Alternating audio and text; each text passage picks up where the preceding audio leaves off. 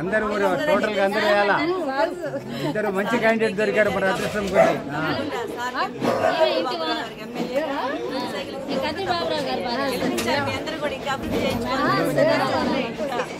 Madam గారు ఇంత ముందు వచ్చారు కదా.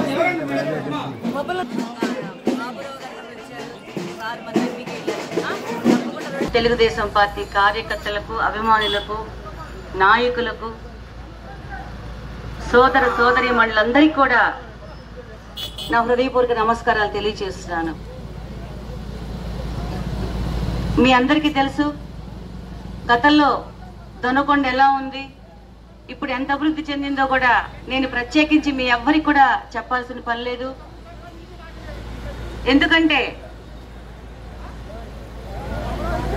గత 7 సంవత్సరాల క్రితం మన సిద్ధా రాఘరావు గారిని మన ముఖ్యమంత్రి నారా చంద్రబాబు నాయుడు గారు, మీరు దర్శి నియోజకవర్గానికి వెళ్ళండి రాఘరావు గారు, అక్కడ చూసుకోండి అని చెప్పడం జరిగింది. సార్ అప్పుడు ఎమ్మెల్సీగా ఉన్నారు, అదంతా ఆ సంగతి మీ అందరికి కూడా తెలుసు. ఎమ్మటే మన ముఖ్యమంత్రి గారు చెప్పగానే మన సారు దర్శి నియోజకవర్గానికి వచ్చేశారు. వచ్చేశాక మీ అందరితో 2 సంవత్సరాలు కూడా చాలా చక్కగా తిరిగారు. ప్రతి మండలము, ప్రతి గ్రామం కూడా వారు వెళ్ళటం జరిగింది. ఆ సమయంలోనే మీకు దొనకొండలో కూడా నేను పోయినసారి ప్రచారానికి వచ్చినప్పుడు నేను ఒక బజార్కి వెళ్ళున్నాను. కొంత రోడ్డు ఉంది అక్కడ. వాళ్ళు చెప్పడం జరిగింది, మేడం గారు సారు మాకు ఈ రోడ్డు వేయించారు అని కూడా చెప్పడం జరిగింది. కొన్ని చోట్లకు వెళ్తే దొనకొండలోనే ఎక్కువ మంది చెప్పారు, మాకు బోరింగ్లు వేయించారు సారు ఈ బజార్లో, మాకు నీళ్లకు ఇబ్బంది లేకుండా ఉందని కూడా చెప్పడం జరిగింది. మరి పదవిలోకి రాకముందే మరిన్ని కార్యక్రమాలు ఎవరికి ప్రతి ఒక్కరికి కూడా చేయూతనివ్వటం కూడా జరిగింది. అదందరూ కూడా మీరు చక్కగా అభిమానించారు, ఆశీర్వదించారు.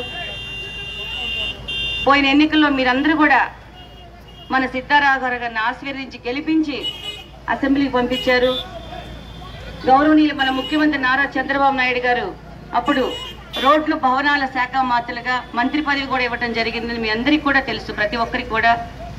మరి అది జరిగాక మన నియోజకవర్గంలో ఎంత అభివృద్ధి జరిగిందో ప్రతి ఒక్కరికి చిన్నపిల్లవాడిని అడిగినా కూడా చెప్తారు. కాబట్టి అవన్నీ కూడా మనం చెప్పుకోవాల్సిన పని లేదు. ఇక్కడ దర్శి అంటే అంతకుముందు, దర్శి నియోజకవర్గం అంటే అంతకుముందు ఎవ్వరికి కూడా తెలీదు.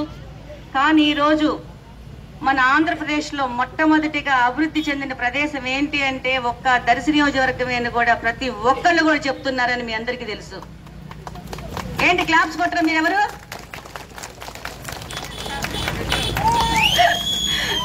అది కాదమ్మా, అంత తన్మయతలో ఉండిపోయారు మీ అభివృద్ధి గురించి మీరు చెప్తుంటే. కానీ కొట్టాలని తెలుసు, కానీ ఏంటంటే ఇంత అభివృద్ధి జరిగిందని మీరు అందరూ ఆలోచిస్తున్నారు అంతే. మరి చూడండి, సార్ అంటే ఏవి కొరవ పెట్టలేదంట. మరి చూడండి అమ్మా, ఎందుకంటే మనకి దర్శిలో డ్రైవింగ్ స్కూల్ వచ్చిందమ్మా. అది ఒక విశేషం, ఎందుకంటే మన ఇండియాలోనే 2 చోట్ల ఉంది ఆ డ్రైవింగ్ స్కూల్ అనేది కూడా. ఒకటి పూణేలో ఉంది, ఒకటి మనకి దర్శి దగ్గరగా ఉందన్నమాట, మన నియోజకవర్గంలోనే ఉంది. అదంతా కూడా మన సిద్ధారాఘరావు గారు ఎంత గొప్పగా అభివృద్ధి చేశారో ప్రతి ఒక్కరికి తెలుసు. మరి ఇంత అభివృద్ధి జరిగింది కాబట్టి మరి మన సిద్ధారాఘరావు గారు ఇప్పుడు ఎంపీగా వెళ్ళడం జరిగింది. మీ అందరికీ తెలుసు దేనికి వెళ్ళారో కూడా. మరి మన ముఖ్యమంత్రి గారి ఆదేశం మేరకు తప్పకుండా వెళ్లాల్సి వచ్చింది అక్కడికి. మేమైతే సంతోషంగానే ఆయన మాట శిరవహించి వెళ్ళాము. అలానే ఇప్పుడు మనకి ఇక్కడ ఎమ్మెల్యేగా మన కదిరి బాబురావు గారు కూడా వచ్చారు. ఆయన కూడా మీ అందరూ కూడా చక్కగా మీ సహాయ సహకారాలు అందించాలని కూడా నేను కోరుకుంటున్నాను. మరి ఎక్కడా కూడా వృద్ధాప్య పెన్షన్స్ అమ్మ గత ప్రభుత్వంలో చాలా తక్కువ. నేను కూడా ప్రతి నియోజకవర్గ ప్రతి మండలంలో కూడా చెప్పడం జరిగింది, ప్రతి గ్రామంలో కూడా. కానీ మన సిద్ధారాఘరావు గారు వచ్చాక ఎవరికి ఎన్ని రేషన్ కార్డులు కావాలన్నా, ఎవరికి ఎన్ని పెన్షన్స్ కావాలన్నా కూడా ప్రతి ఒక్కళ్ళు కూడా అందిపుచ్చుకున్నారా లేదా మీరు ఒక్కసారి చెప్పండి. మీకు తెలుసు కదా, చెప్పాలి మరి. తెచ్చుకున్నామని తెచ్చుకున్నారు కదా. మరి అంత ముందు ప్రభుత్వంలో చూసి ఇచ్చేవాళ్ళు. రేషన్ కార్డు ఇవ్వాలన్నా, పెన్షన్ ఇవ్వాలన్నా ఉన్నవి కూడా ఊడగొట్టేవాళ్ళు. కానీ మన సిద్ధారాఘరావు గారు వచ్చాక ఆ పని మాత్రం ఎప్పుడూ చేయలేదు. అవతల వాళ్ళకి యువతల వాళ్ళకి అందరూ మన మనుషులే, మన వాళ్ళే అని ప్రతి ఒక్కరికి కూడా పెట్టుకున్న అప్లికేషన్ ప్రతి ఒక్కరు కూడా పెన్షన్ వచ్చింది, రేషన్ కార్డు వచ్చింది, అన్ని వచ్చాయి. సీఎం రిలీఫ్ ఫండ్లు అయితే అసలు లెక్కలేదనమాట. రోజుకి ఎన్ని వందలు వస్తున్నాయో, ఎన్ని వందలు పెట్టుకుంటారో, ఎన్ని వందలు తీసుకుంటారో. నా చేత్తో నేనే చాలా ఇచ్చాను రిలీఫ్, సీఎం గారు రిలీఫ్ ఫండ్. మరి చూడండి, మరి ఆరోగ్యం బాగాలేదు మీరు చేయించుకొని 10,000 25,000 అయినా కూడా మనందరం మన సిద్ధారాఘర్ గారు పెట్టుకుంటే కనుక ఎమ్మటే మన సీఎం గారి దగ్గర సంతకం పెట్టించుకొచ్చి ఇచ్చేస్తారని ఒక భరోసాతో ప్రతి ఒక్కరు కూడా బిల్లు తీసుకొచ్చుకొని అవన్నీ కూడా తీసుకోవడం జరిగిందని మీ ఎక్కడికి తెలుసు.